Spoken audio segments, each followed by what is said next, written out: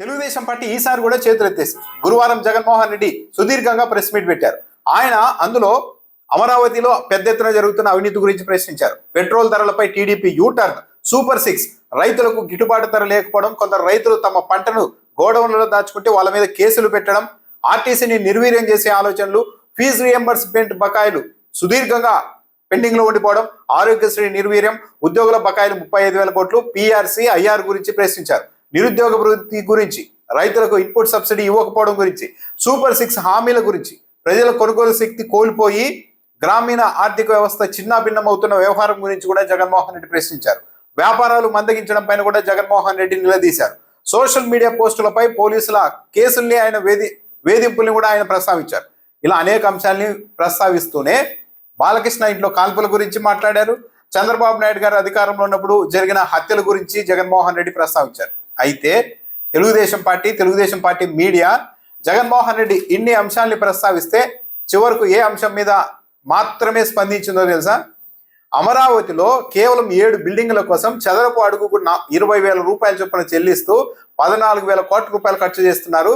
ఇది ఎక్కడా జరగనంత భారీ అవినీతి, నేషనల్ హైవేల కంటే ఎక్కువగా ఇక్కడ అమరావతిలో రోడ్లకు ఖర్చు పెడుతున్నారు అని ఇంత పెద్ద ఎత్తున జగన్మోహన్ రెడ్డి మాట్లాడితే చివరకు ఏబిఎన్ ఆంధ్రజ్యోతి గొడ్డలి పార్టీ జగన్మోహన్ రెడ్డి నేరస్తుడు అంటూ చర్చ పెట్టారు. ఈ చర్చకు ఎవరిని పిలిచారో తెలుసా? జగన్మోహన్ రెడ్డి చెడ్డవాడు అని చెప్పడానికి ఎవరిని పిలిచారో తెలుసా?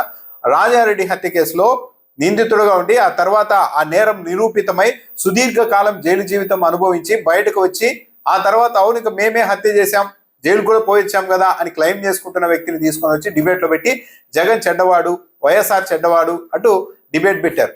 బహుశా ప్రపంచ చరిత్రలో కూడా ఎక్కడా కూడా ఈ హత్య కేసుల్లో జైలు జీవితం అనుభవించి హత్యలో మేమే డైరెక్ట్ గా పాల్గొని గొడ్డెలతో నరికామని చెప్పిన వ్యక్తుల్ని తీసుకొని వచ్చి టీవీ స్టూడియోలో పెట్టి వాళ్ళ ద్వారా ఇంకో రాజకీయ పార్టీ వాళ్ళంతా చెడ్డవాళ్ళు, జగన్మోహన్ రెడ్డి చెడ్డవాడు అని చూపించే సాహసం బహుశా దేశ చరిత్రలో ప్రపంచ చరిత్రలో కూడా ఏ మీడియా సంస్థలు చేయలేవు. కానీ ఇక్కడ చేశారు.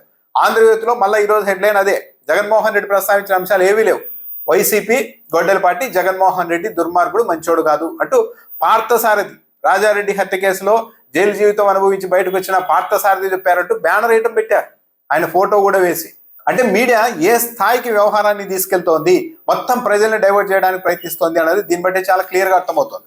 ఇక ఈనాడు పత్రిక రాసింది. ఈనాడు పత్రికలో కూడా ఒకటే హెడ్లైన్, ఎవరిది గొడ్డల పార్టీ, ఎవరిది గన్ కల్చర్ అని జగన్మోహన్ రెడ్డి ప్రశ్నిస్తే ఆ వార్త రాశారు. కానీ ఎక్కడా కూడా అమరావతిలో అవినీతి గురించి కావచ్చు, రైతుల సమస్యల గురించి కావచ్చు, ఫీజు రియంబర్స్మెంట్ గురించి కావచ్చు, ఆరోగ్యశ్రీ గురించి కావచ్చు, ఆర్థిక వ్యవస్థ చిన్నాభిన్నం అవుతున్న వ్యవహారాల గురించి కావచ్చు, అప్పుల గురించి కావచ్చు, మహిళలకు సంబంధించిన సమస్యల పైన కావచ్చు, నిరుద్యోగ వృత్తి పైన కావచ్చు, ఇన్ని అంశాలు జగన్మోహన్ రెడ్డి ప్రస్తావిస్తే కనీసం వీటిని ప్రస్తావించారు జగన్మోహన్ రెడ్డి అని కూడా రాయలేదు.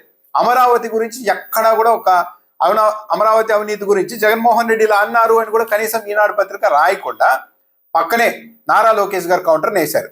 గొడ్డలి పార్టీ కాక మరేంటి అని నారా లోకేష్ గారు అన్న విషయం రాశారు. కనీసం నారా లోకేష్ గారైనా పెట్రోల్ ధర మీదైనా స్పందించవచ్చు కదా. గతంలో మేము పెట్రోల్ ధరలు తగ్గిస్తాం, జగన్మోహన్ రెడ్డి దోపిడీ చేస్తారని చెప్పారు. దాని మీద పెద్ద ఎత్తున చర్చ నడుస్తోంది. కనీసం దాని మీదైనా స్పందించవచ్చు కదా. ఏ ఒక్క అంశం మీద స్పందించకుండా మళ్ళా జగన్మోహన్ రెడ్డి గొడ్డలి పార్టీ అంటూ నారా లోకేష్ గారు మాట్లాడడం ఈనాడు ప్రచురించడం చేశారు. సరే, నారా లోకేష్ గారు ఒక్కరేనంటే రాష్ట్ర మంత్రులు కూడా స్పందించారు. వాళ్ళు ఏ అంశాల మీద స్పందించారో చూస్తే ప్రజల పట్ల ఎంత బాధ్యతారాహిత్యంగా మంత్రులు ఉన్నారు. వాళ్ళ శాఖలకు సంబంధించిన అంశాన్ని జగన్మోహన్ రెడ్డి ప్రస్తావిస్తే వాటిని కాకుండా మళ్ళీ వాళ్ళు కూడా జగన్మోహన్ రెడ్డి గొడ్డలి పార్టీ, జగన్మోహన్ రెడ్డి నేరస్తుడు అంటూ మాట్లాడారు. ఆరోగ్యశ్రీని నిర్వీర్యం చేసేశారు, మొత్తం వైద్య రంగాన్ని మొత్తం నిర్వీర్యం చేశారని జగన్మోహన్ రెడ్డి చెప్తే అది కాదు ఇదే నిజమని ఆరోగ్య శాఖ మంత్రి చెప్పాలి. కానీ సత్యకుమార్ గారు దేని మీద స్పందించారో తెలుసా? ఈనాడులోనే రాశారు.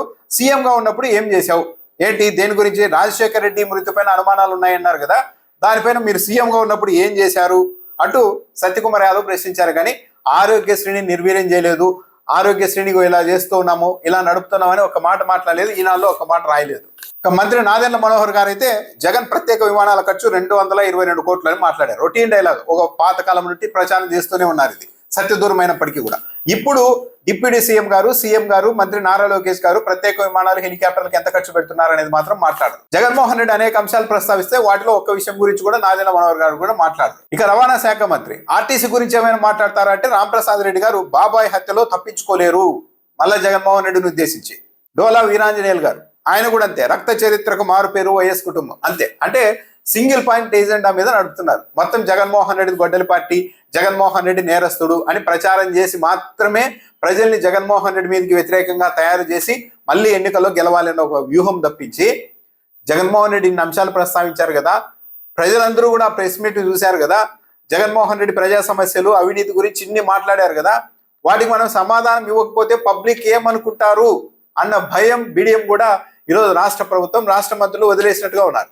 తమ శాఖల్లో జరుగుతున్న అంశాలపైన జగన్మోహన్ రెడ్డి ప్రశ్నిస్తే వాటికి సమాధానం చెప్పుకోవడం, మొత్తం మంత్రులంతా ఒకటి డైలాగ్, గొడ్డలి పార్టీ, జగన్ నేరస్తుడు, జగన్ వల్లే వాళ్ళు చనిపోయారు, వీళ్ళు చనిపోయారు. ఇదే అంటే ఏపీ ప్రజల్ని రాష్ట్ర ప్రభుత్వ పెద్దలు ఎంత అండర్ ఎస్టిమేట్ చేస్తున్నారు దీన్ని బట్టి అర్థం చేసుకోవచ్చు. జగన్మోహన్ రెడ్డి అన్ని అంశాల మీద ప్రస్తావిస్తే మనం వాటికి సమాధానం చెప్పకపోయినా ఏమీ కాదు, జస్ట్ గొడ్డలి పార్టీ అంటూ ప్రచారం చేస్తే చాలు, ఈ ప్రజలు నమ్మేస్తారు అనే స్థితికి రాష్ట్ర ప్రభుత్వ పెద్దలు, మంత్రులు అందరూ వెళ్ళారు. అంటే ఇంతకు మించి దురదృష్టం ఏముంటుంది రాష్ట్ర ప్రజలకు? జగన్మోహన్ రెడ్డి అన్ని ప్రస్తావిస్తే వాటికి సమాధానం చెప్పకపోవడం ద్వారా రాష్ట్ర ప్రభుత్వం తమ వైఫల్యాన్ని ఒప్పుకుంటోంది. తమ దగ్గర సమాధానం లేదు, జగన్మోహన్ రెడ్డి సంధించిన ప్రశ్నలకు మా దగ్గర సమాధానం లేదు అని పరోక్షంగా రాష్ట్ర ప్రభుత్వం అంగీకరిస్తోంది. నిజంగా ప్రజా సమస్యల గురించి జగన్మోహన్ రెడ్డి ప్రశ్నించిన ప్రశ్నలన్నీ అవాస్తవాలు అయితే విరుచుకుపడి ఉండేవారు.